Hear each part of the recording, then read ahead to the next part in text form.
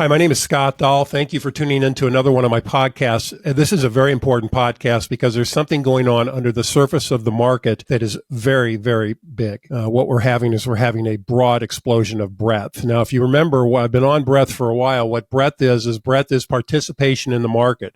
It's the amount of stocks that are going higher with the rally in the bull market. So we're having a very, very powerful upthrust in breadth, which could and probably will portend to higher prices in the market. Now, if you go back to my previous podcast, which is called The Big Scary Thing, what I pointed out was that a lot of analysts are concerned about breadth because what's happening with breadth is what's termed rolling over. It's been dropping as the market, particularly the S&P 500, has been moving higher. So the concern was that market, which is dominated by about 6 or 7 stocks, that small number of technology stocks was pulling the entire market higher. The analysts were concerned that the waning breadth was going to damage the prices and stop this bull market. However, my contention was that they were too myopic. Breadth can go down for a while before the market stops. It takes a long period of time for the drop in breadth historically for the market to stop going higher. So I believe that they were too short term. And so what we're seeing now, if you take a look at this first chart, this is a breadth of the New York Stock Exchange.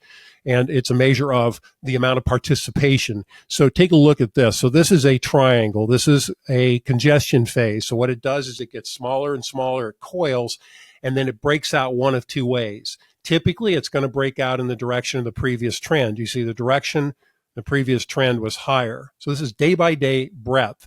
It didn't break out through the bottom. What it did is it broke out through the top. Not only did it break out through the top, if you look at this, it's had an explosive breakout out of this coiling trend channel. This is a continuation pattern. You typically expect it to move higher or move in the direction of the previous trend. And you can see if I blow this up, this is yesterday, July 11th. This is July 12th when I'm recording. These gaps are very positive to the market. So what do we need to do? We need to take out this all-time high, and then that'll be very, very significant that we're seeing this major participation, which is essential to having the stock market moving higher. Let's take a look at another chart. So we just looked at here the breadth of the New York Stock Exchange. Let's look at the New York Stock Exchange. Here is a price chart of the New York Stock Exchange. You can see it goes back to October of last year. Here's the price. We have just made new all-time highs in the New York Stock Exchange. So we've got an index that's over 2,000 stocks. It's just made new all-time highs with breadth that is exploding higher. This is a very, very positive. I will caution that we need more continuation. We need to move higher from here. We've just broken these highs. We could come back and test these highs. These highs need to hold, but we need a higher price move.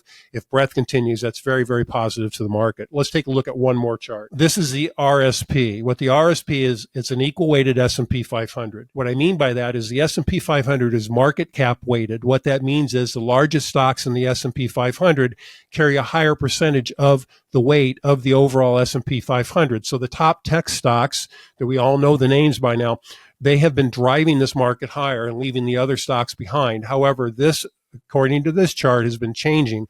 We have the same coiling pattern. We have this continuation pattern, this pendant, so to speak. And then we've broken out of the top side. Why do they call this a pendant? Well, imagine you're at a football game and you're rooting for your favorite team. You've got the staff, then you've got this pendant, and then you have a breakout to the upside, which is very strong. Have we taken out new all-time highs? We're not quite there yet, but if we take out new all-time highs with this breadth thrust that we've experienced, that's very, very positive for the market. So how high can this go?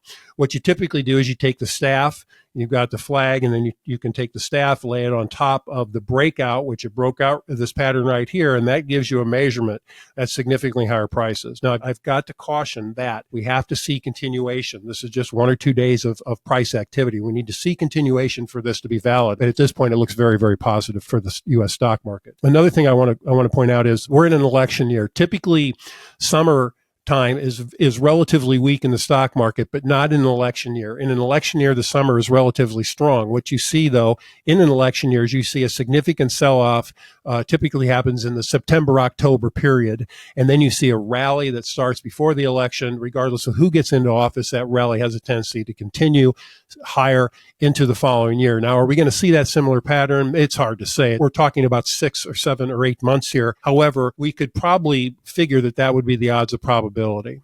In closing, this breadth thrust is extremely positive to the market, but we need to have the follow through. If you have any questions, give me a call, 949-497-6366. You can reach me at dahlcapitaladvisors.com, or you can email me at scott@dahlcapitaladvisors.com. So I hope you enjoy this. I'm really looking forward to putting the next one out so we can look at this breakout and see if it's substantiated and see just how significant it might be. Thank you very much for watching.